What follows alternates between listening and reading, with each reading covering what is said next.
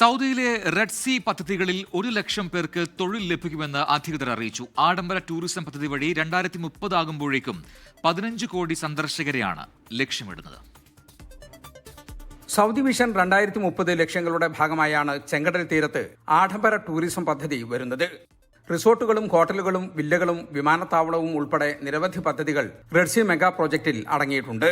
ലോകത്തിലെ ഏറ്റവും വലിയ വിനോദസഞ്ചാര കേന്ദ്രങ്ങളിലൊന്നായി മാറാൻ പോകുന്ന പദ്ധതി വഴി 2030 ആകുമ്പോഴേക്കും 1 ലക്ഷത്തിലേറെ പേർക്ക് തൊഴിൽ ലഭിക്കുമെന്ന് ടൂറിസം വകുപ്പ് അറിയിച്ചു.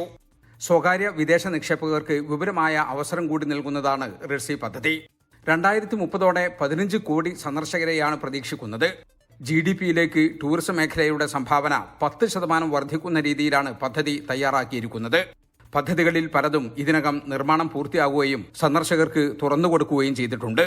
ചെറുദ്വീപുകളും ഷൈബാര, അമാല, ഡെസേർട്ട് റോക്ക്, നുജുമ തുടങ്ങിയ റിസോർട്ടുകളും ഇതിനകം ലോകശ്രദ്ധ നേടിയ പദ്ധതികളാണ്.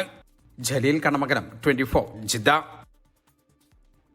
ലോകത്തെവിടെയായാലും ഏത് സമയത്തും 24 വാർത്തകളും ഓഗ്മെന്റഡ് റിയാലിറ്റി പാക്കേജുകളും എക്സ്പ്ലെയിനറുകളും വിശദമായി കാണാൻ ഞങ്ങളുടെ യൂട്യൂബ് ചാനൽ നിങ്ങൾക്ക് സബ്സ്ക്രൈബ് ചെയ്യാം.